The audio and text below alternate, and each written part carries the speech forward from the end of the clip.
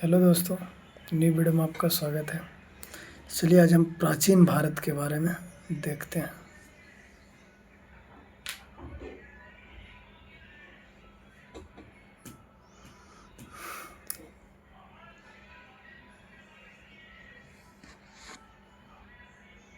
विश्वामित्र द्वारा रचित ऋग्वेद के तीसरे मंडल में सूर्य देवता सावित्री को समर्पित प्रसिद्ध गायत्री मंत्र है। इसके 9वें मंडल में देवता सोम का उल्लेख है। इसके 8वें मंडल की हस्तलिखित ऋचाओं को खील कहा जाता है। ऋग्वेद का सबसे बड़ा 10वां मंडल है।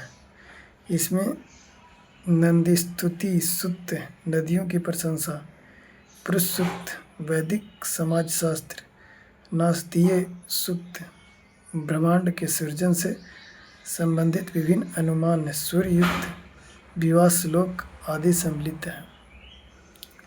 चतुष्नयन समाज की कल्पना का आदि स्रोत ऋग्वेद के 10वें मंडल में वर्णित है। पुरुष सूतक है, जिसके अनुसार 4 वर्ण ब्राह्मण, क्षत्रिय, वैश्य तथा शूद्र आदि पुरुष प्रहा के क्रमशः मुख्य भुजाओं, जंघाओं और चरणों से उत्पत्ति हुई है।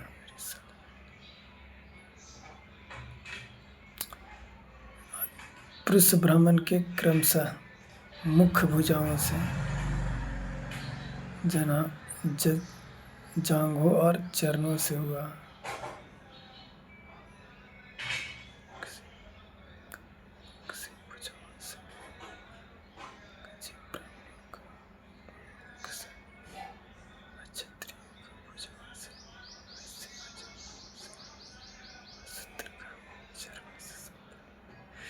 धर्मसूत्र 4 प्रमुख जातियों की स्थितियों, व्यवसायों, दायित्वों, कर्तव्यों तथा विशेषाधिकारों में स्पष्ट विभेद करता है। ऋग्वेद के कई परिच्छेदों में प्रयुक्त अध्ययन जिसका वध नहीं किया जाता है शब्द का संबंध गाय से है।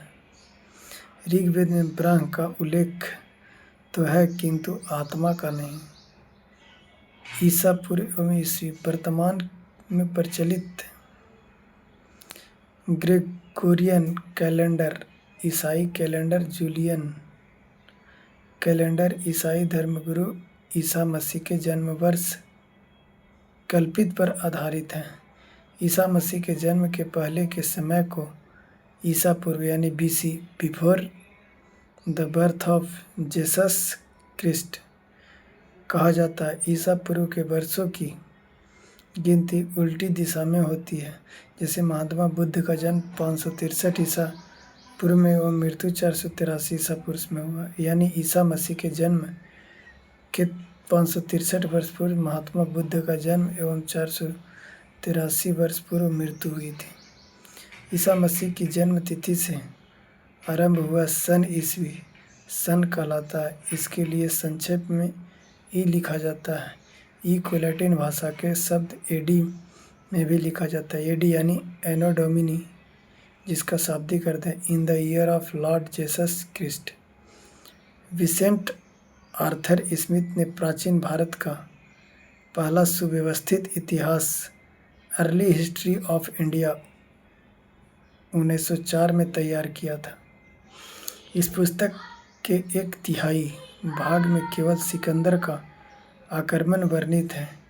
इसमें भारत को स्वेच्छाचारी शासन वाला देश कहा गया है, जिसे ब्रिटिश शासन की स्थापना से पहले कभी राजनीतिक एकता का अनुभव नहीं हुआ था। उन्होंने लिखा है, वस्तुतः भारतीय इतिहासकारों का सरोकार शासन के एक मात्र स्वरूप तानाशाही से ही है।